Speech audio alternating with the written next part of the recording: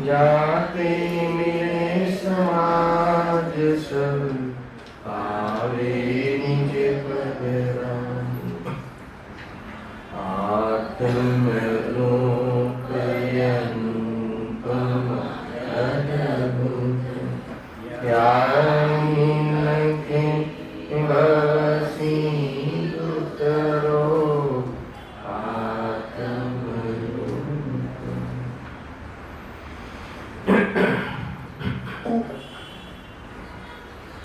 आज श्री मोक्षमार्ग प्रकाशक ग्रंथ से 7मा अधिकार पर આપણે સ્વાધ્યાય ચાલી રહ્યો છે।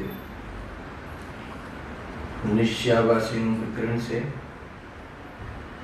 એનો પેટા અધિકાર કેવળ નિશ્યાવલંબી જીવની પ્રવૃત્તિ। નિશ્યાવાસી જીવ છે, નિશ્યાવલંબી જીવ જે છે એની પ્રવૃત્તિનું વર્ણન કેવી રીતે સંભવે? જે નિશ્યાવાસી, વ્યવહારાભાસી, ઉભયાભાસી, મિથ્યાદૃષ્ટિ એ આચરણનો દોષ નથી। પહેલા બી કહ્યું છે, એ કોઈ આચરણ સંબંધી દોષ નથી, એ શ્રદ્ધાનો દોષ છે, માન્યતાનો દોષ છે, અભિપ્રાયનો દોષ છે। કોઈ આચરણને આભાસ ના કહી શકાય। કોઈ પૂજન કરતો હોય તો એ વ્યવહારાભાસ ના કહી શકાય, કેમ કે પૂજન તો જ્ઞાની પણ કરે છે। અને કોઈ વિષય કશાય કે ભોગાદિમાં જોવા મળે તો નિશ્ચયાભાસ ના કહી શકાય, કેમ કે ચતુર્થ પંચમ ગુણસ્થાનમાં તો જ્ઞાનીઓને પણ એ પ્રવૃત્તિ જોવા મળે છે। આ એટલા માટે કહું છું, 2-4 પ્રવચન પછી એકવાર યાદ કરાવો, અહીંયા આચરણની મુખ્યતાથી વાત નથી। અને હવે પ્રકરણ તો એ આવ્યું છે કે નિશ્યાવલંબી, કેવળ નિશ્યાવલંબીની પ્રવૃત્તિ। તો અભિપ્રાય ખોટો હોય, મિથ્યાભિપ્રાય પૂર્વકની જે પ્રવૃત્તિ છે એની ચર્ચા અહીંયા વિશેષ રૂપથી આવશે। અને મિથ્યાભિપ્રાય તો સ્વયં પકડવાનો છે, અને કદાચ કોઈ શાસ્ત્રના નિરૂપણમાં એનો આધાર લઈ અને ખોટો અભિપ્રાય કાઢે તો એ ભૂલ સુધારવાની છે। 2-3 વાતો સાવધાન માટે કહું છું, એને લઈને આપણે ચર્ચા પ્રારંભ કરી છે અહીંયા પંડિતજી। હવે એ વિષય આપણે ગઈ વખતે 211 નંબરનું પેજ છે, એમાં અહીંયા 137 નંબરનો શ્લોક કોટ કર્યો છે, સમયસા નિજરા અધિકાર।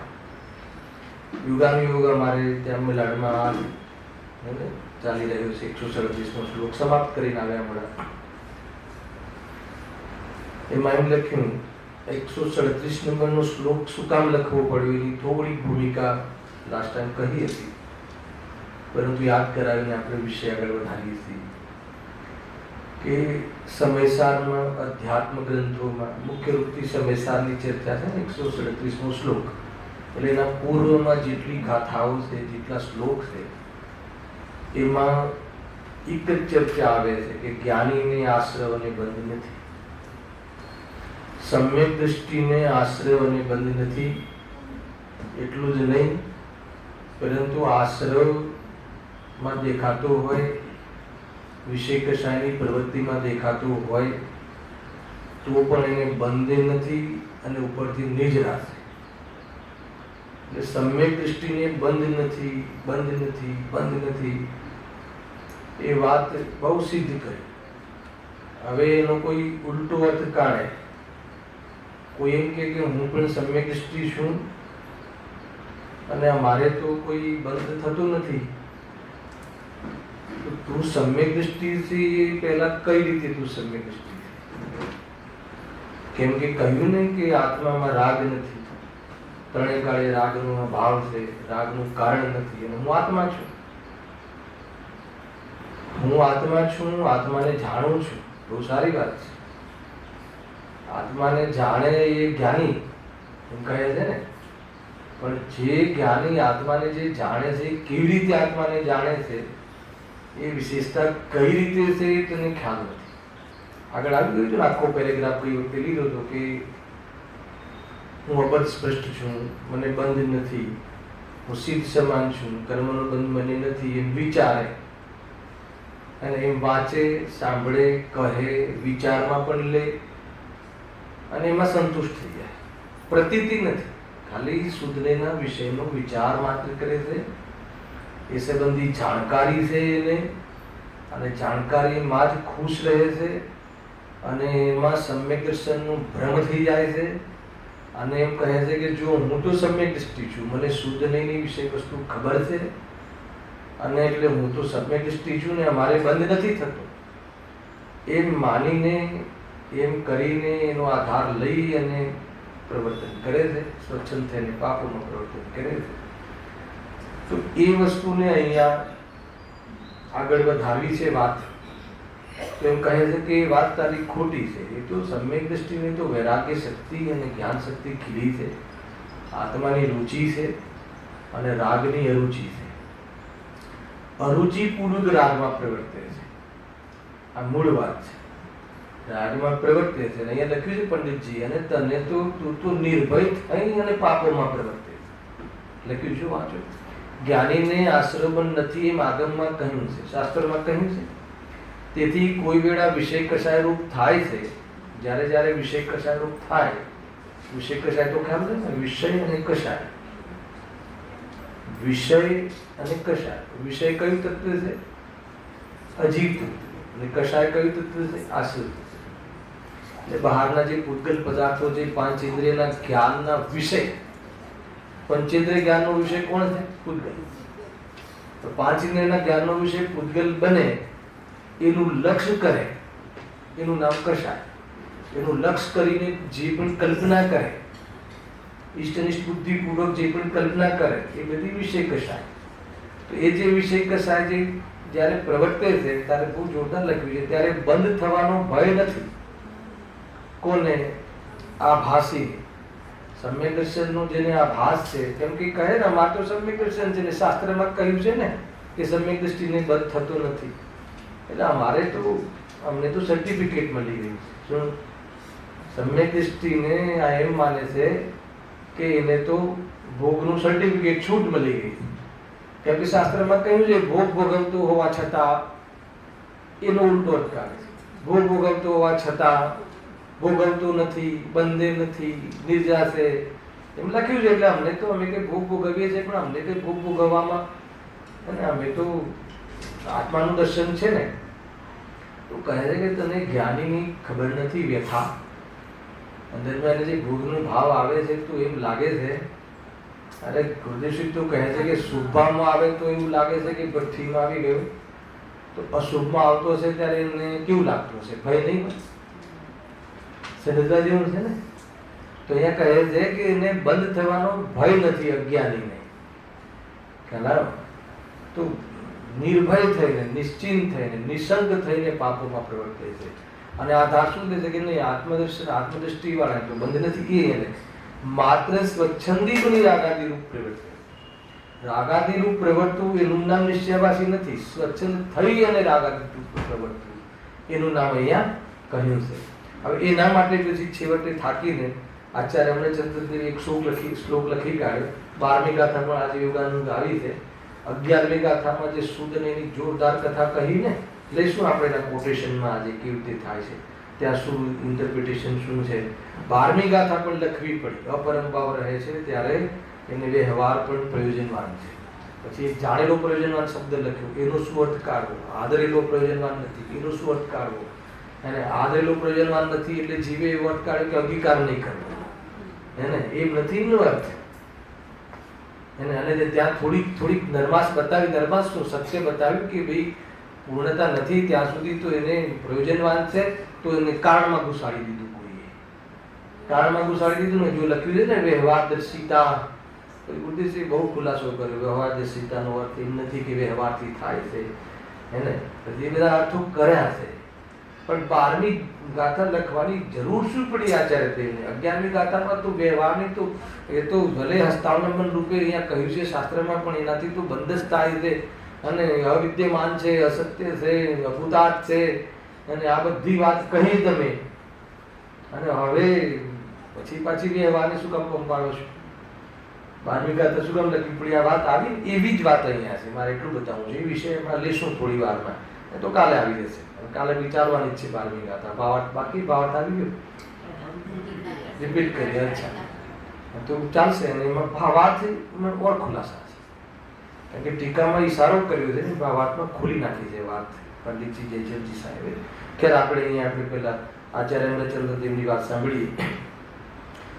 સમ્યક દ્રષ્ટિ સ્વયમમહમ, ફરીથી સમ્યક દ્રષ્ટિ સ્વયમયમહમ જાતુ બંધો નમેશ્યામ દિત્યુત્તાનો પુલકવદના રાગિણોપ્યાચરંતુ આલંબંતામ સમિતિ પરંતામ તે યતોદ્યાપિ પાપા આત્માનાત્મા વગમ વિરહાત સંતિ સમ્યક ત્વરેકતા. ખ્યાલ આવે એવું છે કે આજે કરીને આલંબંતામ સમિતિ પરંતામ, તો પણ એ જીવ પાપી છે. આપણને તો આમ હે ને જમીન ખસી જાય એવું લખ્યું છે. જબરજસ્ત વસ્તુ કહી છે. જો પોતાની મેળે જ, પોતાની મેળે સ્વયં હું સમ્યક દ્રષ્ટિ છું. કોઈ સમ્યક દ્રષ્ટિ પોતાની મેળે જ કહે? ખ્યાલ? કોઈ પ્રસંગ બને અને કોઈ વાત જનરલી કોઈ હે ને હું પોતાની મેળે જ હું સમ્યક દ્રષ્ટિ છું. કેવી રીતે સમ્યક દ્રષ્ટિ કહી દીધું થોડી વાર પહેલા, કે કેવી રીતે સમ્યક દ્રષ્ટિ માને છે. અને અહીંયા પણ લખ્યું છે. આ જો કેવળ નિશ્ચયાવલંબી જીવની પ્રવૃત્તિમાં પહેલો પેરેગ્રાફ એના માટે લખ્યું છે. આ લખ્યું ને એક શુદ્ધાત્માને જાણવાથી જ્ઞાની થઈ જાય છે. વાત તો સાચી છે. એટલું સાંભળીએ તો લાગે શુદ્ધાત્માને જાણવાથી જ્ઞાની જ થાય, અજ્ઞાની થોડી રહે. અને એમને કશાની જરૂર પણ નથી. વાત તો સાચી જ છે. પણ અહીંયા એ પોઝિટિવ સેન્સમાં જ લખ્યું. આ છે તો પોઝિટિવ વાત, પણ આનો નેગેટિવ યુઝ કરે છે એ અર્થમાં લખ્યું છે. આત્માને જાણવાથી જ્ઞાની થઈ જવાને. રાજુભાઈ વાત સાચી છે કે નહીં? અરે બહુ પરમ સત્ય વાત છે કે આત્માને જાણવાથી જ જ્ઞાની થવાય ને. હજુ સુધી આત્માને નથી જાણ્યો એટલે જ્ઞાની છે. બરાબર છે. તો બતાવો તમે આત્માને જાણો છો? હવે એના પર વિચાર કરીએ. અહીંયાથી હું દરેકને પૂછું, સમ્યક સ્વાધ્યાયજી, બોલો આત્માને જાણો છો? આ કે જાણીએ છીએ. કેવો છે આત્મા? અનાદિ અનંત છે, ધ્રુવ છે, પરિપૂર્ણ છે, હે ને? આ બધું લખ્યું છે અહીંયા. અને પરિપૂર્ણ છે એટલે એને કશાની જરૂર નથી. ત્રિકાલી છે, અનંત ગુણોનો સામર્થ્યશાળી છે, બધું જ બરાબર છે. બોલો તમે આત્માને જાણો કહેવાય કે ના કહેવાય? અહીંયા જેટલા બેઠેલા છે એને આત્માના વારામાં કદાચ આથી વધારે વિશેષતા, જેટલું બોલ્યો એનાથી વધારે વિશેષતા ખબર હશે તો શું એ વ્યક્તિને આપણે આત્મજ્ઞાની કહી શકીએ? પણ એ જીવ પોતાને આત્મજ્ઞાની માની તો શકે ને? એ તો છૂટ છે ને માની શકવાની. ખ્યાલ આવે? માની શકે ને ભ્રમ થઈ જાય. એ લખ્યું છે જોરદાર. જો એવું જાણી કોઈ વેળા એકાંતમાં બેસી ધ્યાન મુદ્રા ધારી. તો આ બધું જે લખ્યું છે ને એ બધું પાછું કરવાનો પણ ઉપદેશ આપે છે. ભાઈ એકાંતમાં બેસ, તું એનો વિચાર કર. ખાલી કાલનો વિષય, કર્ણેન્દ્રિયનો વિષય નહીં બનાવ, ખાલી ચર્ચાનો વિષય નહીં બનાવ, વાણી વિલાસમાં નહીં રહે. તું એના પછી વિચાર કર, ચિંતન કર. અરે તું એના પછી પોતાના ઉપર એપ્રોચ કર, પોતાને એ સંબંધી પોતાને ઇન્વોલ્વ કરીને વિચાર કર. અહીંયા સુધી તો કોઈ પ્રોબ્લેમ નથી. અહીંયા સુધી તો સાચી વાત છે. પછી હે ને અને વળી ઉઠતા બેસતા બધા સિદ્ધાંતો યાદ આવે, રોટલી બનાવતા બી કોણ બનાવે યાદ આવે. સમજો? આ સારી સેન્સ છે, આ સારી સાઇન છે, આ કોઈ ખરાબ સાઇન નથી. બરાબર છે? પછી શું થયું? તો કે એમાં સંતુષ્ટ થઈ જાય, જીરો થઈ ગયું. એ લખ્યું છે પંડિતજી. એમાં સંતુષ્ટ થઈ જાય એટલે કે એમાં એને ભ્રમ થઈ જાય. સંતુષ્ટ થઈ જાય એનો અર્થ શું છે રાજુભાઈ? ભ્રમ થઈ જાય. એને ભ્રમ, સારો ભ્રમ થઈ જાય. મને તો આત્માની ખબર છે, મને ગમે ત્યારે પૂછો અને અમને તો યાદ રહે છે, બહુ યાદ આવે છે, આત્માની યાદ બહુ આવે છે. આત્માની યાદ આવવાનું નામ સમ્યક દર્શન ક્યાં લખી છે? અને આત્મા સંબંધી જાણકારીનું નામ સમ્યક દર્શન ક્યાં લખી છે? અને આત્માની પ્રતીતિ. હવે વાત એ છે કે આત્માની પ્રતીતિને કેવી રીતે વેરીફાઈ કરવી, પ્રોબ્લેમ એ છે. એટલે એમાં 7 તત્વ લીધા અને 7 તત્વમાં મુખ્ય રૂપથી 2 માં વિભાજન કરી લીધું. અને અહીંયા પણ લખ્યું, સાંભળો, એમાં 2 વસ્તુ કહી, એક જ્ઞાન શક્તિ અને એક વૈરાગ્ય શક્તિ. બહુ લીધું નતું, થોડું યાદ કરે તો મજાનો વિષય. એમાં બે ક્લેરિટી કે કેવી રીતે વેરીફાઈ કરવું, કે કેવી રીતે કે જ્ઞાન શક્તિ તો આત્માની રુચિ, અને આત્માની રુચિની સાથે વૈરાગ્ય શક્તિમાં શું લીધું હતું કે રાગની અરુચિ. આ 2 વસ્તુ. રાગનો અભાવ નથી લીધો, રાગનો અભાવ નથી થયો, રાગની રુચિનો અભાવ થયો. હવે રાગની રુચિનો અભાવ થયો હોય એટલે સમ્યક દ્રષ્ટિ કહેવાય તો તું તો રાગનો જ અભાવ માની લીધો. એક તો એ ભૂલ થઈ ગઈ. અને રાગની રુચિ તો તને મટી નથી, અને તું જે રાગ એટલે અશુભ રાગનો પણ ત્યાં રુચિ છૂટી ગઈ. એના પર બહુ વજન આપ્યું જ્ઞાનીઓએ, કેમ કે જનરલી પ્રાયઃ અનાદિથી જીવ ધર્મના નામે શુભ ભાવ બહુ કરતો આવ્યો છે, અને શુભ ભાવ બહુ કરતો આવ્યો છે એટલે શુભ ભાવમાં ધર્મ માનવાની ભૂલ પણ અનાદિથી થઈ રહી છે. એટલે જે ગુરુદેવસિંહ જેવા જે જ્ઞાનીઓ અત્યારના કાળમાં થઈ ગયા એમને એના પર બહુ પ્રહાર કર્યો કે શુભમાં ધર્મ નથી, શુભ તો એ છે, શુભ તો ત્યાગવા યોગ્ય છે એમ કહ્યું. એટલે તે શુભને ત્યાગી દીધો. ખ્યાલ આવ્યો કે નહીં? શુભને ત્યાગી દીધો. ક્યાં ત્યાગવાનો હતો? શ્રદ્ધામાં, દ્રષ્ટિમાં ત્યાગ કરવાનો હતો, ધર્મમાં. પણ તે શું કરી દીધો? એનો ત્યાગ કરી દીધો. અને પછી બાકી જે રહ્યું શું? શુદ્ધાત્મામાં તો તું દેખાતો નથી, અને તું શુભમાં બી છોડી દીધું. એટલે અશુભમાં શું કર્યું? તે પૂરા હર્ષથી, પૂરી હર્ષથી અશુભમાં પૂરા, મતલબ કે પછી ગાદીથી ઉઠે અને પૂરા બરાબર શુદ્ધાત્માની એવી જોરદાર કથા કરે, અને પછી જોરદાર પછી સામે રેકડી પર ચા પીવે અને કહે કે આત્મા ક્યાં ચા પીવે છે? કહે છે અને કહે કે આત્મા તો ને એ તો જળની ક્રિયા છે. તો કહે છે કે એમ નથી, અને ખેદ છે.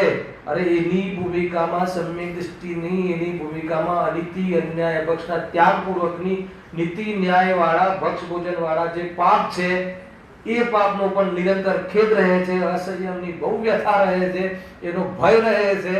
અને નિરંતર એનો અભાવ કેવી રીતે થાય એનો પ્રયાસ કરે છે, એનો વિચાર કરે છે, એનો મટાડવાનો ઉપાય કરે છે. કે આ લક્ષણ તો તારામાં દેખાતું નથી, એટલે મેં એમ કહીએ છે ઉપરથી તું તો હર્ષથી જોડાય છે, એટલા માટે આ બધી ગાથાઓ 12મી ગાથા અને આ શ્લોક આચાર્યદેવી મૂકવો પડ્યો કે આ જીવને સ્વચ્છંદ થતા વાર લાગતી નથી. હલાવે કે નહીં, એમ એટલા માટે આ બધી કથાઓ કહી છે. તો એ કહ્યું ને એટલા માટે કે એ વિશેષણ કેવી રીતે સંભવે છે? દ્રવ્ય દૃષ્ટિ છે, પ્રતીતિ માટે છે, અનુભવ કરવા લાયક છે, અને એમાં એકત્વ કરવાનું છે, નિશ્ચય એના વિષયમાં એકત્વ કરવાનું છે.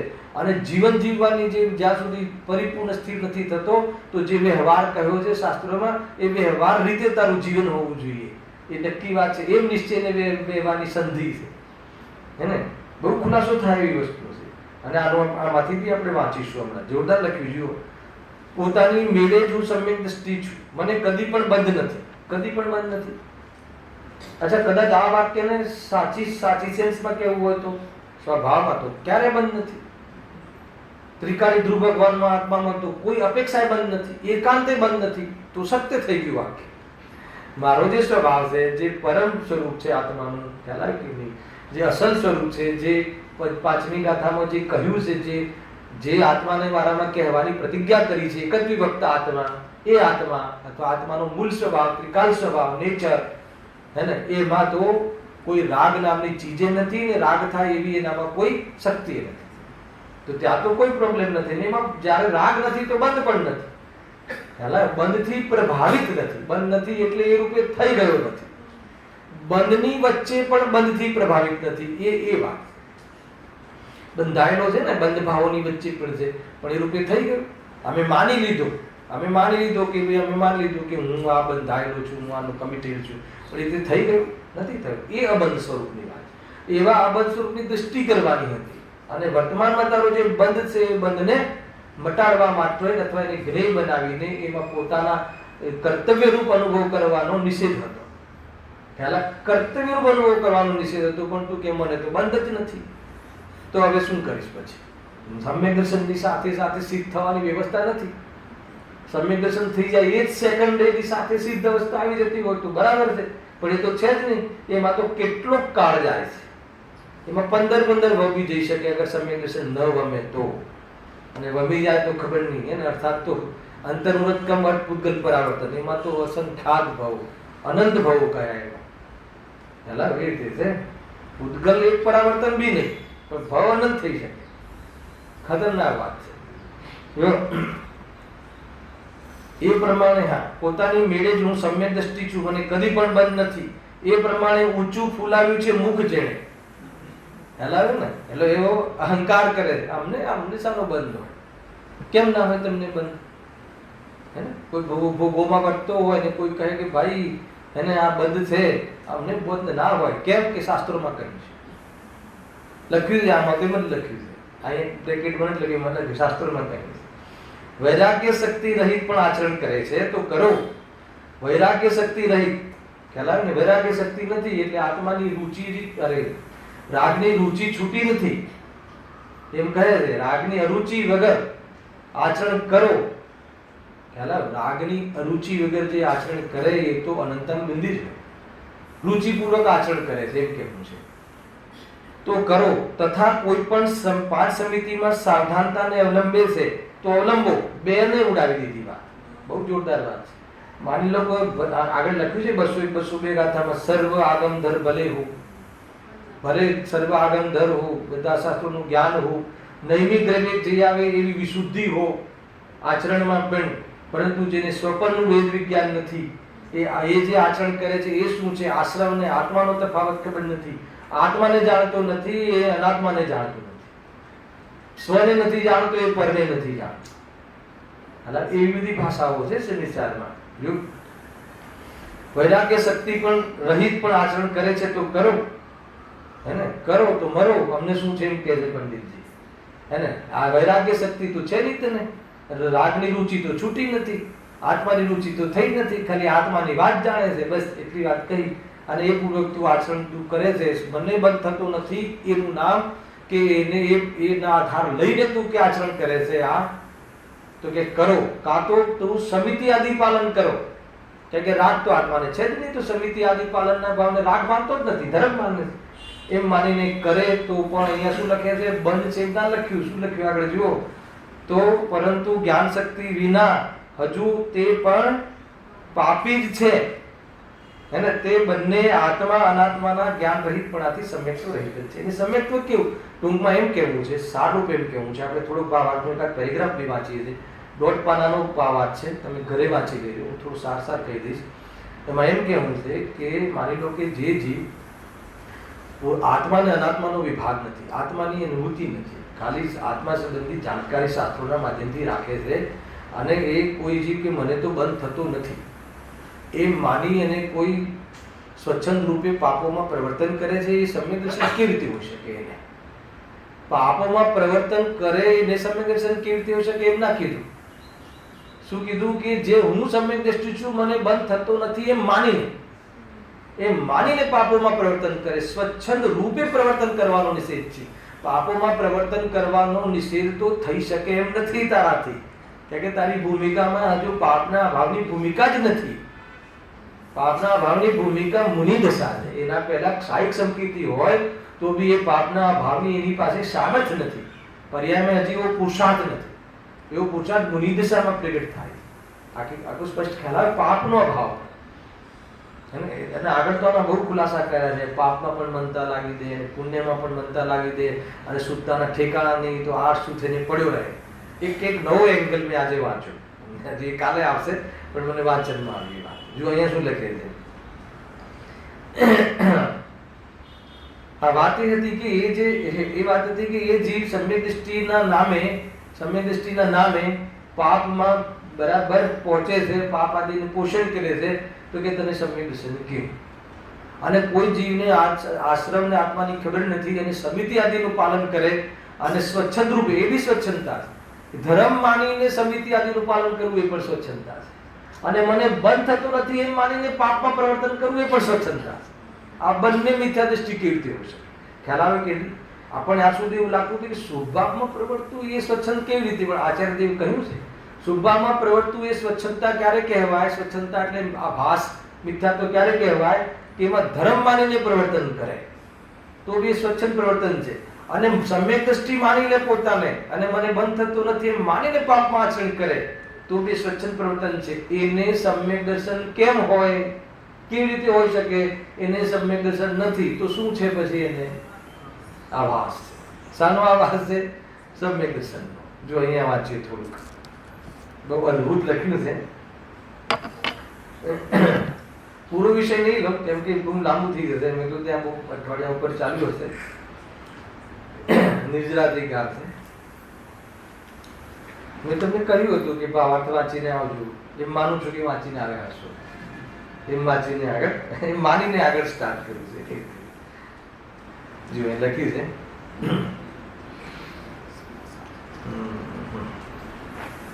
137 ને અહીંયા છે જો.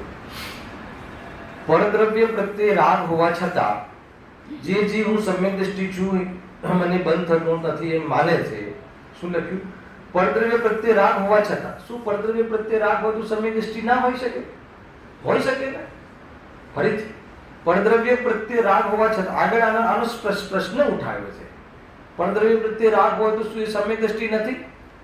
અને આચાર્ય જયસિંહની ટીકા છે 201 202 પર તો બહુ ખુલાસા કર્યા છે. ત્યાં તો એમ કહે છે કે પરદ્રવ્ય પ્રત્યે રાગ નથી અને પરદ્રવ્ય પ્રત્યે રાગ હોવા છતાં જે સમ્યક દ્રષ્ટિ છે એમ માને છે તો તમારે એવું કેવું છે કે પરદ્રવ્ય પ્રત્યે રાગ ના હોય તો સમ્યક દ્રષ્ટિ નથી. તો પછી ત્યાં એવો પ્રશ્ન કરે છે કે જે મતલબ કે ચતુર્થ પંચ ગુણસ્થાન વર્તી તીર્થંકર કુમાર લીધા છે. પછી ત્યાં લીધું કે ભરતજી એવી ચક્રવર્તી, સગર ચક્રવર્તી, રામ બલભદ્ર અને પછી યુધિષ્ઠિર મહાપુરુષ કે આ બધા શું સમ્યક દ્રષ્ટિ નથી? કેમ કેમ કેમ એવો પ્રશ્ન કરવો પડ્યો? કેમ ને રાગ છે, ગરજ છે. શું વાત કરો છો? અરે રામને તો કેવો રાગ આવે છે, કેટલો રાગ સીતા પ્રત્યે, ભાઈ પ્રત્યે. સીતાનું જે કિડનેપ થઈ જાય ને અપહરણ, જ્ઞાનીઓને પણ આવા ઉદય આવતા હશે. આપણે થોડોક ઉદય હલકો આવે તેમ લાગે કે આટલું વાંચીએ છે તો એ ઉદય આવે છે. અરે જ્ઞાનીઓની પત્નીનું કિડનેપિંગ, અપહરણ, વિચાર કરો હે ને. અને એમાં કેટલો રાગ, એટલો રાગ કે રાગ એટલો હાવી થઈ જાય કે એક સંકીર્તિ કોઈ એમ બી ના કહી શકે કે ભાઈ એમને સમ્યક તો હશે તો થોડા ટાઈમ વમી ગયું હશે એટલે પછી ઝાડ પાનને પૂછતા હશે. અરે એવું એક સાઈક સંકીર્તિ કેટલી જાતિનું ઝાડને પૂછે, એક ઇન્દ્રિયજીવને પૂછે, જવાબ આપે એક ઇન્દ્રિય મારી સીતા ક્યાં છે. રાગ માથે ચડી જાય ને એટલે કઈ વિવેક ના રહે. સમ્યક દૃષ્ટિ હોવા છતાં તો પછી કહે છે કે તમે કહો છો કે પરદ્રવ્ય પ્રત્યે રાગ હોય અને કોઈ એમ કહે હું સમ્યક દૃષ્ટિ માનું છું, હું સમ્યક દૃષ્ટિ છું, તો શું એવું કઈ કહેવું છે તમારે કે સમ્યક દૃષ્ટિને રાગ ના હોય? તો કે ના. અહીંયા જે રાગ વાળું લીધું છે પરદ્રવ્ય પ્રત્યે રાગ, અહીંયા જે રાગી જીવ લીધું છે એ મિથ્યાત્વ સહિતના રાગ વાળા જીવને રાગી કહે છે. સમય સારમાં મિથ્યાત્વ સહિતના રાસુભાસુ ભાવને જ રાગ કહે છે. બાકીના રાગને રાગ કહેવાની પદ્ધતિ અધ્યાત્મની નથી. અને એને તો બાકી એમાં પાછું રાગ ક્યાં સુધી છે કહેશે કે રાગ ક્યાં સુધી છે તો કે 10મા ગુણસ્થાન સુધી. બધી જ વાતોના ખુલાસા આવે છે. તો કે એ કહેવાની એક પદ્ધતિ છે, ગજબની વસ્તુ છે. પણ એનો અર્થ એવું નથી કે રાગ નથી. રાગે છે, બંધે છે, એને બંધનો ભય છે. અને મિથ્યા સમ્યક નિશ્ચયવાસીને બંધનો ભય નથી. અંતર એટલું બહુ મોટું અંતર છે. હર સમય એને ભય છે. કેમ કે બંધ ભાવ અને બંધનું કારણ બંધ ભાવ, રાગ ભાવ મારી શાંતિ છીનવે છે. એને ભય ગતિઓની ઓળતી નથી. આ વળી પાછું નવું કન્સેપ્ટ. નહીં તો કોઈ કહે કે અમને બી બહુ ભય છે, અમને બી બહુ અશુભ ભાવનો ભય છે. શુભ ભાવનો ભય છે ના, કે શુભ ભાવનો ભય નથી. તો અશુભ ભાવનો કેમ ભય છે કે નરકોમાં દંડા પડે. અને શુભ ભાવનો કે એનો થોડી ભય હોય તો સ્વર્ગમાં જવા મળે. તો કે એવી દ્રષ્ટિ ફેલાવે કે નહીં. જ્ઞાનીને જે બંધનો ભય છે એનો અર્થ કે એને જે પ્રાપ્ત થયું હોય ને રત્નત્રય, અને એમાં નુકસાન થવાનો ભય રહે છે. અને વર્તમાનમાં જે વિતરાગતાનો વિકાસમાં જે બાધા થાય છે ને એનો ભય છે. એને કોઈ ગતિઓની ઓળખી કે ભાવ કેવો આવશે એવો કોઈ ડર નથી હોતો.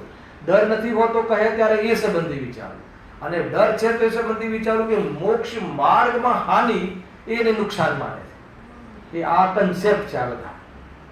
એને એને કોઈ એવું નથી કેમ કે જન્મ મરણ તો હવે એને અટકી ગયા છે. હવે એને જન્મ મરણનો વિકાસ નથી, ફિક્સ થઈ ગયા છે. હે ને? હવે અનંતતા નથી રહી એમાં હવે વધી ના શકે. એના જન્મ મરણમાં મર્યાદા આવી ગઈ. એ રીતે છે ને અહીંયા તો પરદ્રવ્ય પ્રત્યે રાગ હોવા છતાં જે જીવ, અહીંયા રાગ હોવા છતાં એટલે કે રાગમાં એકત્વ બુદ્ધિ હોવા છતાં જીવ હું સમ્યક દ્રષ્ટિ છું, મને બંધ થતો નથી એમ માને છે, તેને સમ્યક્ત્વ કેવું? એને વળી સમ્યક્ત્વ ક્યાંથી હોય? હે ને? એમ લખ્યું ને, હું મને બંધ થતો નથી એમ માને છે. શું બંધ થાય છે? એને સમ્યક દ્રષ્ટિ બંધ થાય છે? બોલો. અરે બંધ થાય છે, પણ સાહેબ તમે જ કીધું ને આગળની ગાથામાં બંધ થતો નથી. એ તો અનંતાનો બંધી બંધ થતો નથી, આમ અનંત સંસારનો બંધ થતો નથી એમ કહીને સમ્યક દર્શનનો મહિમા, આત્મદર્શનનો મહિમા કરીએ છીએ. પણ એનો અર્થ એવો નથી કે એને સર્વથા બંધ થતું નથી એમ માનીને તું પાપોમાં ચાલ્યો જાય અને તું એનો મિસયુઝ કરે, એનો લાભ ઉઠાવે અને તું શાંત સંતુષ્ટ થઈને બેસી જાય. આપણને તો સમ્યક દર્શન છે ને, ભલે પાપમાં રહ્યા પણ આપણને ખબર છે કે આ બે જુદા છે.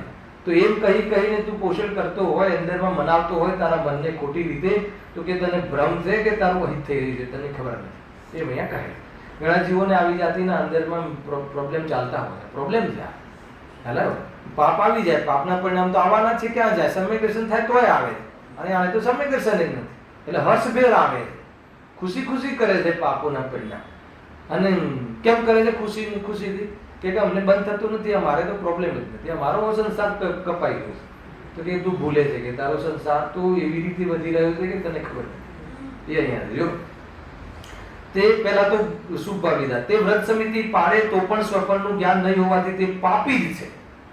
પાપી સિદ્ધ શું કામ લખવું પડે? વ્રત સમિતિ પાળે પાપ કહેવાય. બોલો, જે પેલું પાપ અને પુણ્ય સમાન છે એ ભાષા અહીંયા નથી. જે કહ્યું ને યોગશાસ્ત્રમાં, જે પાપને તો પાપ સૌ કહે પણ પુણ્યને પાપ જૈન શાસન કહે છે, એ તો અપેક્ષા છે કે બંને પાપ અને પુણ્ય બંનેથી બંધ થાય છે. એ અપેક્ષા સમાન છે. અને બંનેની પ્રકૃતિ જુદી છે, બંનેના કર્મના નામ જુદા છે, બંનેના ફળ અલગ અલગ આવે છે, એટલે બંનેમાં અંતર પણ છે. જેટલું અંતર છે એટલું અંતર છે, પણ એ અંતર એવું અંતર છે કે બંને ગતિઓમાં રહે છે. હે ને? એક સર્વગતિમાં, એક સ્વર્ગમાં રહે છે, એક નરકમાં રહે છે, પરંતુ બંને ગતિથી રહિત થતા નથી. એ અપેક્ષા સમાન છે. અહીંયા એ અપેક્ષા નથી લીધી. અહીંયા તો એ આચરણ જે કરે છે, વ્રતાદી પાડે છે, એ આચરણ મિથ્યાત્વના પોષણ પૂર્વક કરે છે. ખ્યાલ આવે? અથવા તો એની જે ભ્રાંતિ છે ધર્મ માનવાની, એનું પોષણ કરે છે, તો મિથ્યાત્વને પાપ કર્યું છે. તો અર્થ શું આવે કે મિથ્યાત્વ પૂર્વક કરવામાં આવતા શુભાશુભ ભાવો શું છે? બોલો જરા. તમને એવું લાગ્યું નહીં કે આપણે તો રહ્યા જ નહીં ક્યાંયના? હર્ષદભાઈ ના ખ્યાલ આવે શું કેવું છે? મિથ્યાત્વ સહિત કરવામાં આવતા શુભાશુભ ભાવો, અશુભને તો પાપ કહેવાય, પણ મિથ્યાત્વ સહિત સદાચાર, મિથ્યાત્વ સહિતનું આચરણ, પૂજા પાઠ, સ્વાધ્યાય, ગુરુદેવની ટેપ સાંભળી, એ ભાવ, એ ક્રિયા, હે ને? મિથ્યાત્વ સહિત અગર આપણે એ ભાવ અને ક્રિયા હોય તો એ શું છે? ભારે પડી જાય છે. પાપ છે. કેમ પાપ છે? બતાવો કેમ પાપ છે? કેમ કે એનું માધ્યમ બનાવીને કરવાનું શું હતું? મિથ્યાત્વ તોડવાનું હતું. એનો આધાર લઈ, એ માહોલમાં એમાંથી માર્ગદર્શન લઈ અને એ લઈને આપણે શું કરવાનું હતું? મિથ્યાત્વ, ભ્રમ, દેહ બુદ્ધિ, એકત્વ બુદ્ધિ, શુભમાં અહમ બુદ્ધિ તોડવાની હતી.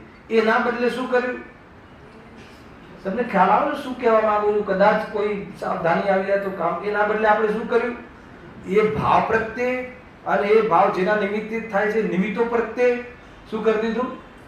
એકત્વ કરી દીધું. તો એને શું કહેવામાં આવે છે? તો કે પાપ છે. છોડ કે પુણ્ય નથી. ધર્મની તો કોઈ વાત જ નથી. ધર્મ તો સમ્યક દ્રષ્ટિ હોય ત્યાં એ પોઝિશનમાં તોય નથી એને, પણ એ માને છે કે ધર્મ નથી. એ તો માને છે કે આ કમજોરી છે. એ તો માને છે કે આમાંથી ક્યારે સ્વરૂપમાં જતો રહો. આખી વાત જુદી છે. બહુ ભારે પડે આપણને. એકાંત બહુ થઈ જાય છે. એકાંત થઈ જાય છે ને ત્યાં આત્મદર્શનનો જે પુરુષાર્થ સવાલ જ નથી આવતો, અવસર બી નથી રહેતો. એકાંત કરીને બેસી ગયા કે નહીં, તો એ રીતે છે. અહીંયા લખ્યું ને, જો વ્રત સમિતિ પાળે તો પણ સ્વપનનું જ્ઞાન નહીં હોવાથી તે પાપી જ છે. એક તો આ જીવ લીધું, પછી બીજો જુઓ, એક બીજો હીરો કયો છે? પોતાને બંધ નથી થતો. હવે એક એવો જીવ કે બંધ નથી થતો, એમ લખ્યું ને, જો શ્લોકાર્થ લખ્યું, શ્લોકાર્થ એમાં લખ્યું છે મને કદી બંધ થતો નથી, એટલે આમાં સમય સાથે કોઈની સામે હોય એમાં લખ્યું કેમ બંધ થતો નથી એને પૂછે તો કે કારણ કે શાસ્ત્રમાં સમ્યક દ્રષ્ટિને બંધ કહ્યું નથી ને, એટલે અમને નથી થતું. તો તમને કેમ ના થાય? તો કે અમે સમ્યક દ્રષ્ટિ છીએ ને, પોતાની મેળે જ, એમ લખ્યું શબ્દ એ નાખ્યો, પોતાની મેળે જ પોતાની સમ્યક દ્રષ્ટિ. મને બતાવો સમ્યક દ્રષ્ટિ પોતાને સમ્યક દ્રષ્ટિ માનતો હશે? અચ્છા, એ સમ્યક દ્રષ્ટિને સમ્યક દર્શન થયું હોય તો એને સમ્યક દર્શન થયું છે એનું જ્ઞાન નહીં થતું હોય? જ્ઞાન થાય કે મને સમ્યક દર્શન પ્રગટ થયું છે, પણ સમ્યક દર્શનની ઓરથી પોતાને અનુભવ નથી કરતો, પોતાને જ્ઞાયકની ઓરથી અનુભવ કરે. સમ્યક દ્રષ્ટિ પોતાને સમ્યક દ્રષ્ટિ નથી માનતો, પોતાને જ્ઞાયક માને છે, એનું નામ સમ્યક દ્રષ્ટિ છે. આની વાત ક્યાંથી શરૂ થાય છે, ક્યાં પૂરી થાય છે, એને આ જીવને કંઈ ખ્યાલ નથી આવતો. હે ને? ચાર લોકો સમ્યક દ્રષ્ટિ માને તો એમ લાગે કે મારું સમ્યક દર્શન ઊંચું છે. તો કે તું સમ્યક દ્રષ્ટિ કેવી રીતે હોઈ શકે? કેવી રીતે તું સમ્યક દ્રષ્ટિ હોઈ શકે? એને એવું નથી કે સમ્યક દર્શનની ખબર નથી પડતી, સમ્યક દર્શનની ખબર પડે, મને આત્મદર્શન છે, અહમ બુદ્ધિ તૂટી ગઈ છે, એટલો આનંદ છે, એનું વેદન છે, એને અને જેટલો રાગ છે એનું દુઃખ છે, અને રાગના ભાવનો મારો ઉપાય ચાલુ છે, એ મારું જીવન છે, એ બધું એનું જીવન બહુ બહુ પવિત્ર જીવન હોય. પણ સમ્યક દ્રષ્ટિ માનીને કોઈ અનર્ગલ પ્રવૃત્તિ કરતું નથી. જુઓ ક્યાં હતો, પોતાને બંધ નથી એમ માનીને સ્વચ્છંદે પ્રવર્તે તો તે વળી સમ્યક દ્રષ્ટિ કેવો? એમ લખે.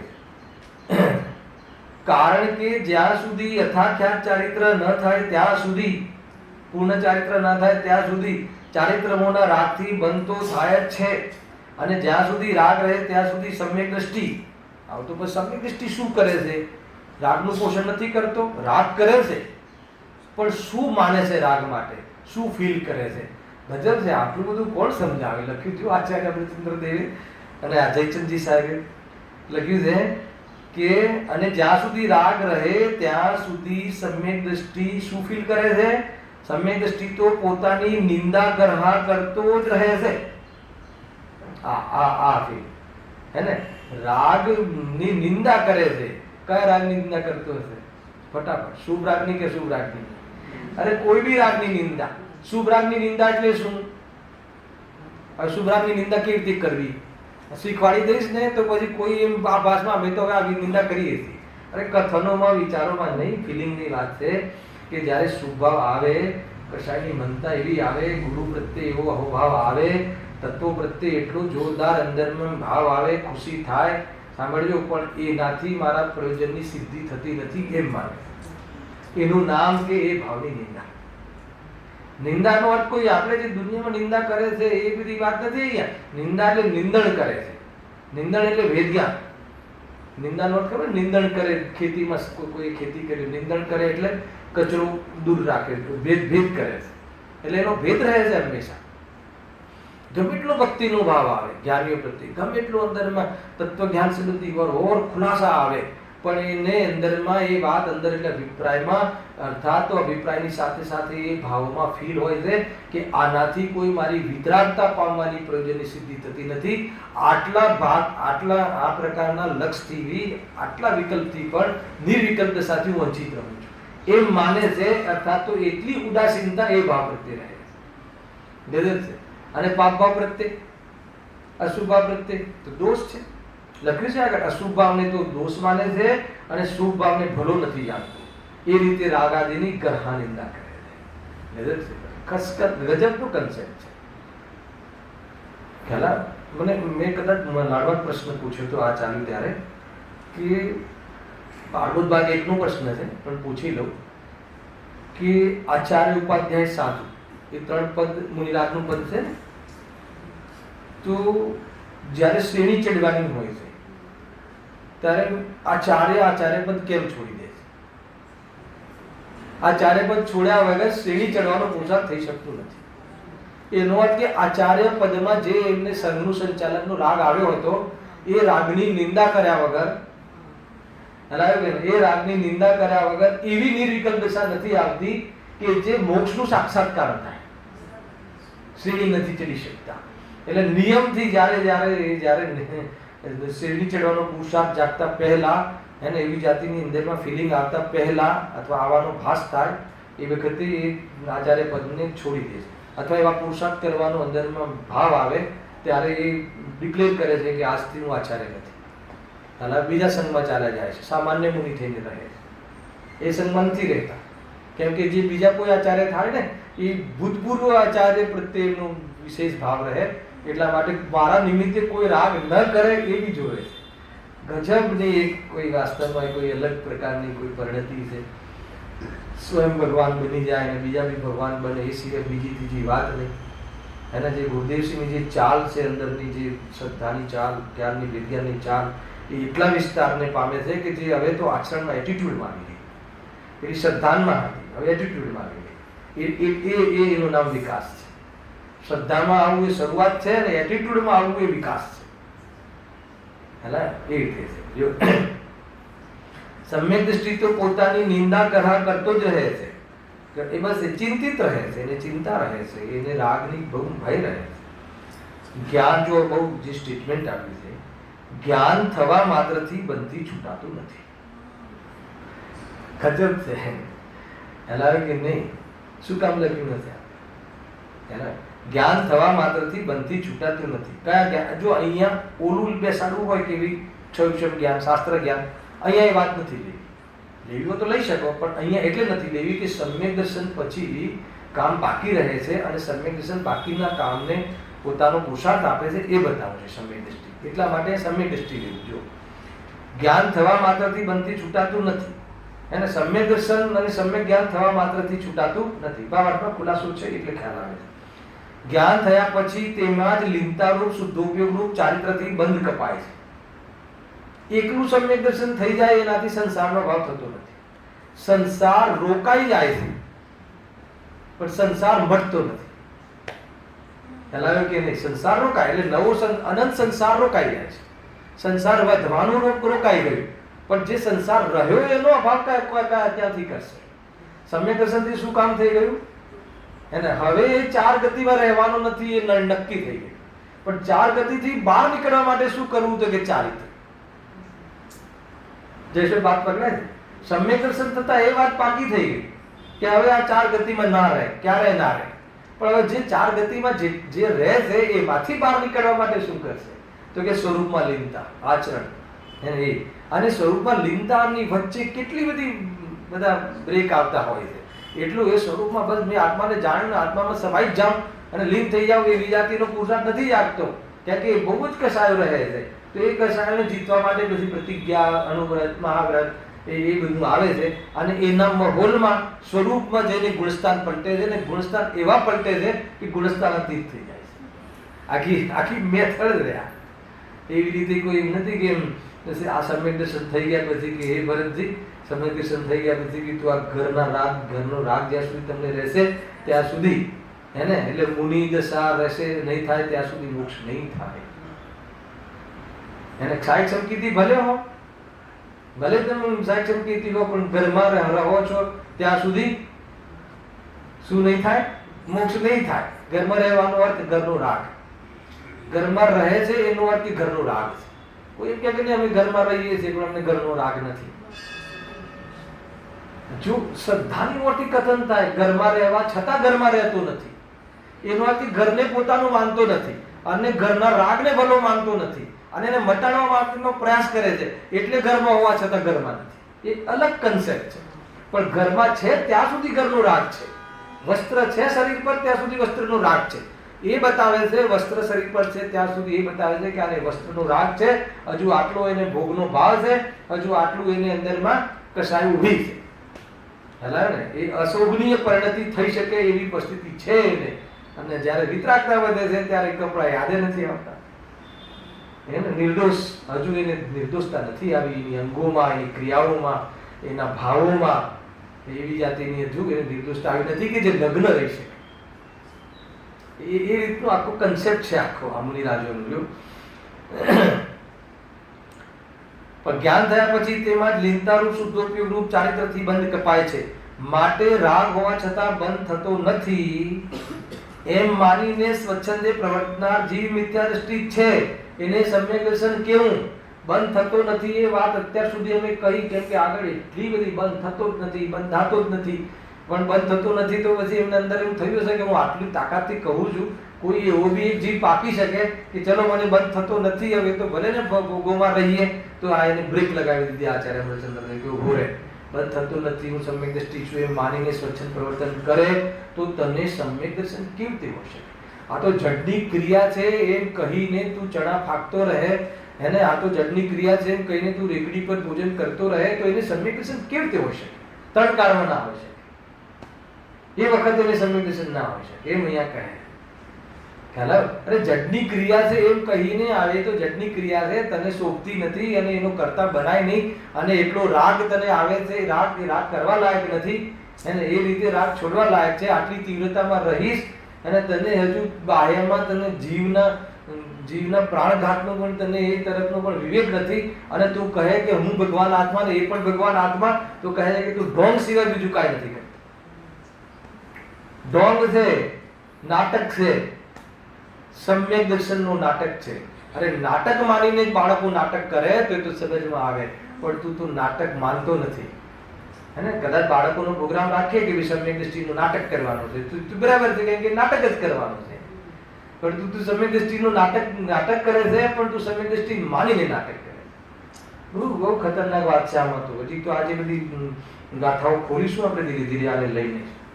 બહુ વિચારણીય વાતો છે આ બધી. અટકી જવાય છે જીવને ક્યાં ને ક્યાં અટકે, આ ક્ષેત્રમાં આવીને અહીંયા અટકી જાય છે, અહંકારમાં અટકી જાય છે, એના જ્ઞાનના ઉઘાડમાં અટકી જાય છે, કશાયની મંદામાં અટકી જાય છે, સંતુષ્ટ થઈ જાય છે કે નહીં આપણે તો આ જીવ આપણું આ બહુ સફળ થઈ ગયું. કેમ? અરે આવા તો અનંતવાર નિમિત્તો મળ્યા છે. ડાયરેક્ટ તીર્થંકરોના ઘરે જન્મ થયો છે, એવું નથી કે તને જ્ઞાનીઓ મળ્યા નથી હજુ સુધી. આપણને જ્ઞાનીઓ મળ્યા નથી એવું થયું છે? અરે અનંતવાર મળ્યા છે, પણ આ વાર મળ્યા છે તો મળ્યા છે એવું કંઈક કરે, ખ્યાલ આવે ને? એવું કંઈક કામ કરવું પડે. મળ્યા છે તો મળ્યા છે, હવે એ કામ કરવા જેવું છે. જો હવે આના પછી અહીંયા પૂછ્યું છે કે વ્રત સમૃદ્ધિ જે છે એ શુભ કાર્ય છે, તો પછી એને પાપી કેમ કહો છો? તો બહુ સરસ એક લીટી લખી છે, એક જ લીટી વાંચું છું. જો બીજા પેરેગ્રાફમાં સિદ્ધાંતમાં પાપ મિથ્યાત્વને જ કહ્યું છે. એને સિદ્ધાંત ગ્રંથોમાં મિથ્યાત્વને પાપ જ કહ્યું છે. આગળ જોરદાર લખ્યું કે જ્યાં સુધી મિથ્યાત્વ રહે ત્યાં સુધી શુભ અશુભ સર્વ ક્રિયાને અધ્યાત્મમાં પરમાર્થે પાપ જ કહેવાય છે. હવે ગજર છે આપણી પૂજાના પાઠનો પાપ કહેવાય છે, એમાં એક અંતર છે કે જે જીવ મિથ્યાત્વનું પોષણ કરી અને શુભાશુભ ભાવ કરે એને પાપ કહ્યું છે, પણ જે જીવ મિથ્યાત્વને ઢીલું કરે, શુભાવમાં રહીને સ્વાધ્યાય કરીને મિથ્યાત્વને ગલાવે તો એને પૂર્વચર વ્યવહાર કહેવાય છે. હેલો, કારણ કે સમ્યક સન્મુખ મિથ્યાત્વ એક કેટેગરી અને એક મિથ્યા દ્રષ્ટિ, બે કેટેગરી મિથ્યાત્વમાં પાડો. કે જે મિથ્યા દ્રષ્ટિ, જે અહીંયા જે મિથ્યા દ્રષ્ટિ લીધો છે કે એના શુભાશુભ ભાવોને પણ પાપ કહેવું, એ કયો મિથ્યા દ્રષ્ટિ લીધો છે કે જે શુભ ભાવના નામે, હે ને, શુભ ભાવના નામે મિથ્યાત્વનું પોષણ કરે છે, ધર્મના નામે ભ્રમ પોષણ કરે છે, અને ધર્મના નામે પાપમાં આચરણ કરે છે. તો એ જીવ તો મિથ્યા દ્રષ્ટિ જ છે, એના તો શુભાશુભ ભાવ બંને પાપ જ છે. પરંતુ કોઈ જીવ, કારણ કે જે પણ કોઈ જીવ મિથ્યા દ્રષ્ટિ છે એ જ સમ્યક દ્રષ્ટિ થશે, અને સમ્યક દ્રષ્ટિ થશે તો એના પહેલા એને આ જ જોવા મળશે, વિજ્ઞાન કરશે, તત્વાભ્યાસ કરશે, જે સદાચારનું પાલન કરશે, બધું કરશે કે નહીં કરે, તો પછી એને બી પાપમાં નાખી દેવો? તો કે ના. જે સમ્યક સન્મુખ કોને કહેવાય? હલાવે કે નહીં, કે જે આ વાંચીને સાંભળીને જે મોહ જેનો ઢીલો થતો હોય, અને એ જેનો મોહ એટેચમેન્ટ જેની ઢીલી થતી હોય કોના પ્રત્યે, માન્યતા એની ઠંડી પડતી હોય, માન્યતા ઢીલી થતી હોય, તો એ જ ભાવ જ્યારે મિથ્યાત્વ ગ્રંથિભેદ થઈ જાય છે ત્યારે આ ભાવ પૂર્વચર વ્યવહાર તરીકે એને કહેવામાં આવે છે. બસ હવે ઠીક ને હર્ષદભાઈ? હવે વાંધો નહીં કે હવે થોડી શાંતિ થઈ? તો કે હજુ ગડબડ છે. શાંતિ થઈ એવું મારી તો ગડબડ છે, કે હજુ મારા શુભ ભાવને તમે કંઈક સારું નામ આપો, એટલે એને અર્થ કે એને એના શુભ ભાવ પ્રત્યે રુચિ છે એકત્ર.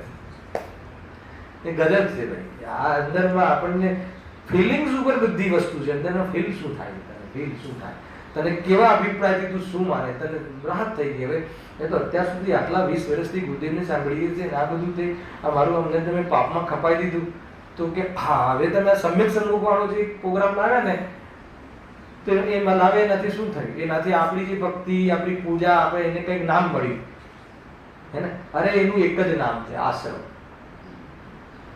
એ આશ્રમનું ભેદ છે, ખ્યાલ કે નહીં? એ માહોલમાં તે કામ કરવાનો પ્રારંભ કર્યો છે એટલા માટે તને સમ્યક સન્મુખ કહ્યું છે. કેમ કે એને આ ભાષે નથી, સમ્યક સન્મુખ મિથ્યા દ્રષ્ટિને આ ભાષે નથી ને સમ્યક દર્શને નથી. તો પછી કઈ પોઝિશન હોય? તો કે આ પોઝિશન હોય કે એને મોહ ઘડે છે. અને એ મોહ ઘડતો ના હોય, એનું પોષણ કરતો હોય અને તું કાંઈનું કાંઈ મતલબ કે અધવા તધવા કોઈ જીવન તારું હોય તો સમજી લેજે કે તારું કાંઈ ઠેકાણું નહીં. ગજબની વસ્તુ છે ભાઈ. એ રીતે છે.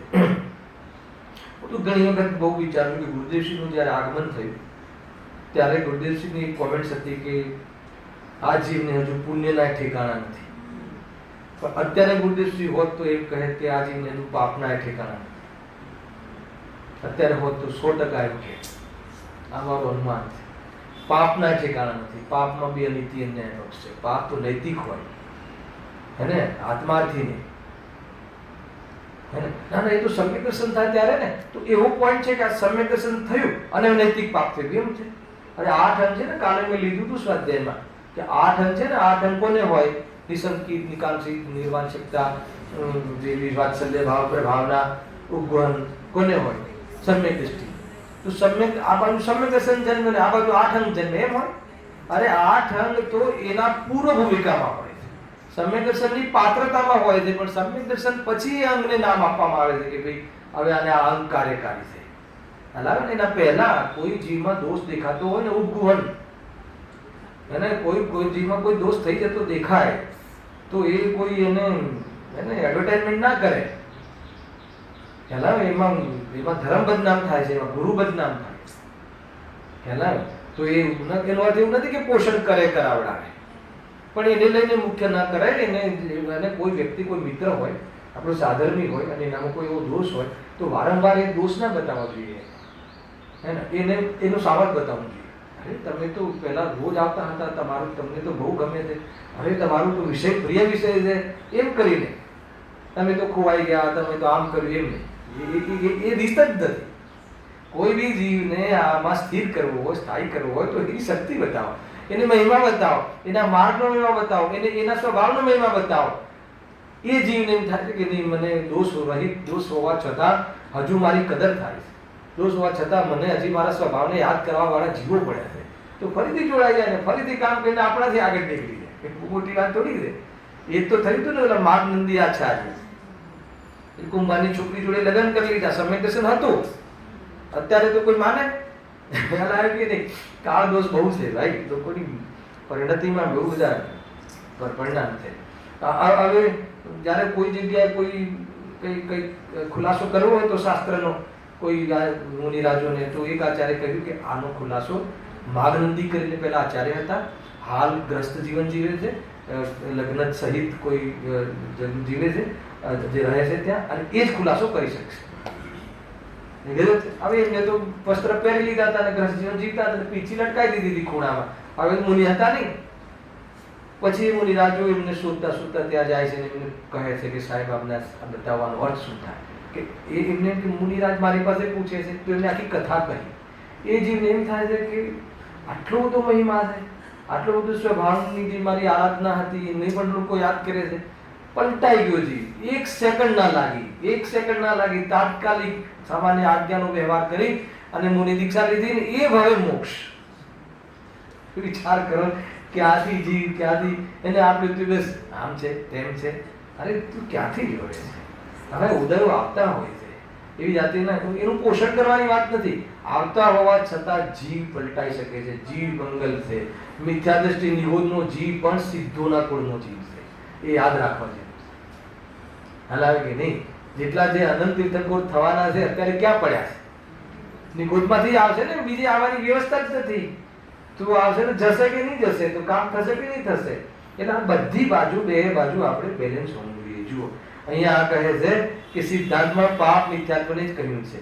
જો એટલા માટે મેં આટલો બધો ખુલાસો કર્યો, એકચ્યુઅલી આ વિષય નતો એટલા માટે કે અહીંયા લખ્યું ને કે જ્યાં સુધી મિથ્યાત્વ રહે શુભ અશુભ સર્વ ક્રિયાને અધ્યાત્મમાં પરમાર્થે પાપ જ કહ્યું છે. તો કોઈ જીવને ભય પામવાની વાત નથી, ધર્મસભામાં ભયની વાત નથી.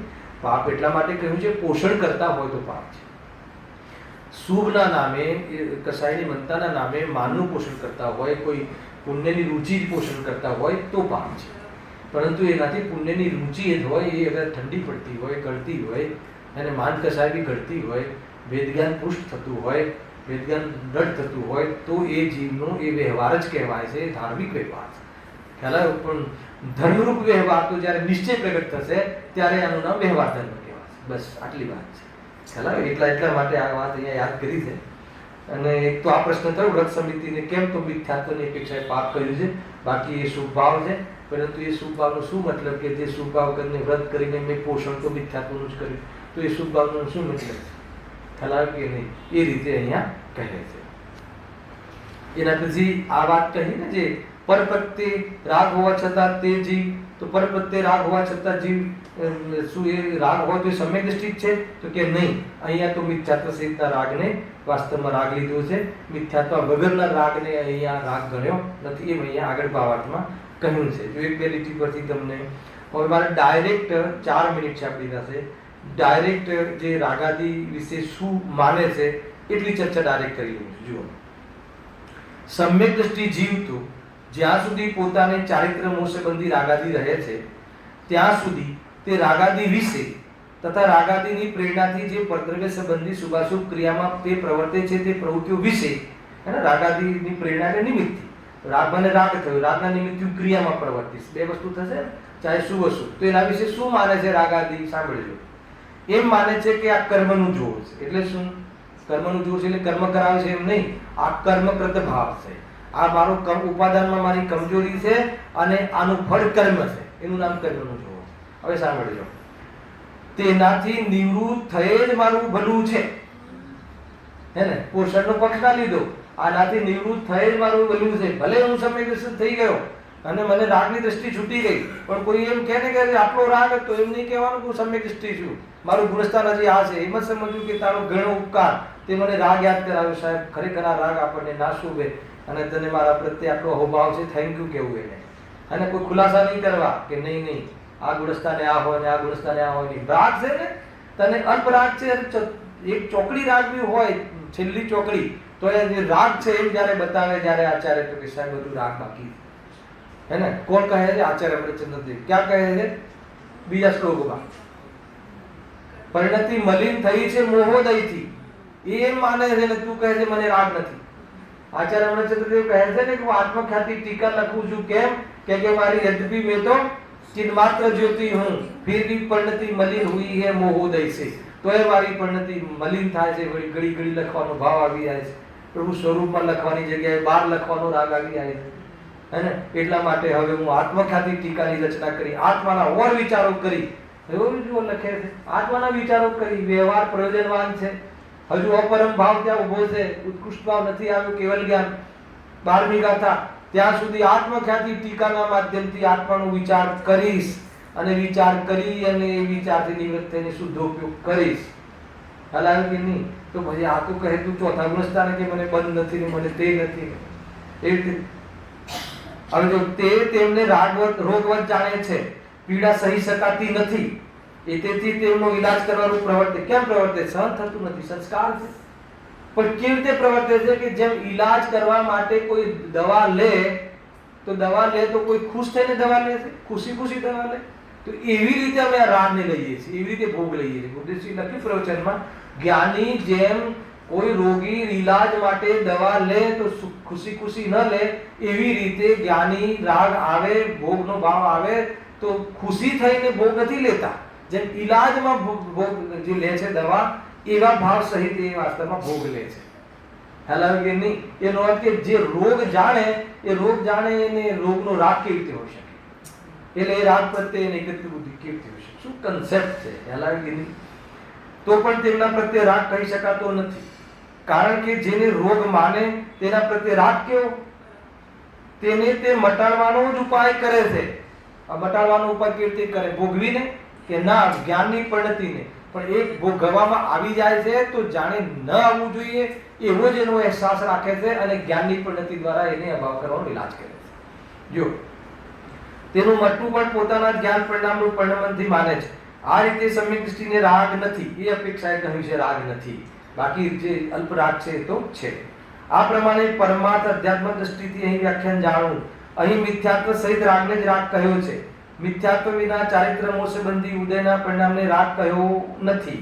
કેમ નથી કહ્યો? કેમ કે એમાં એકત્વ નથી. એકત્વ વગરના રાગને શું રાગ કહેવાનો શું મતલબ છે? માટે સમ્યક દૃષ્ટિને જ્ઞાન વૈરાગ્ય શક્તિ અવશ્ય હોય જ છે. એક અંતિમ લીટી વાંચી લઉં છું. મિથ્યાત્વ સહિત રાગ સમ્યક દૃષ્ટિને હોતો નથી અને મિથ્યાત્વ સહિત રાગ હોય તે સમ્યક દૃષ્ટિ નથી. ક્લિયર? આવા મિથ્યા દૃષ્ટિ અને સમ્યક દૃષ્ટિના ભાવોના તફાવતને સમ્યક દૃષ્ટિ જાણે છે. મેન આનું કન્ક્લુઝન લખ્યું છે અહીંયા આચાર્ય દેવે પંડિતજીએ. મિથ્યા દૃષ્ટિનો અધ્યાત્મ શાસ્ત્રમાં પ્રથમ તો પ્રવેશ જ નથી. પ્રવેશ નથી. મિથ્યા દૃષ્ટિની વાંચે તો કોણ વાંચશે? અરે જ્યાં પોષણ કરે છે એ અધ્યાત્મને પચાવી શકતો જ નથી એમ કહે છે. એને અધ્યાત્મનું અજીર્ણ છે એમ કહે છે.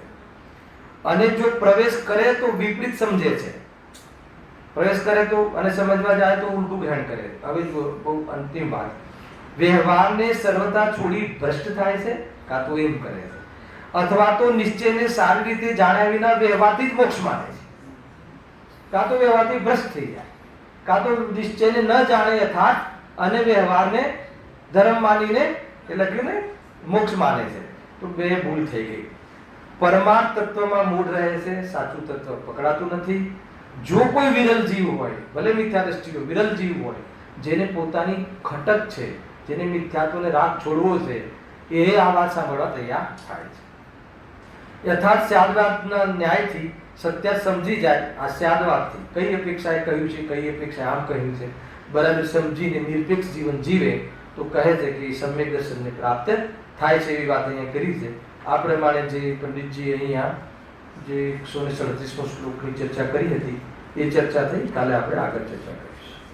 સહેજાનંદી શુદ્ધ સ્વરૂપી અવિનાશી આત્મ સ્વરૂપ સહેજાનંદી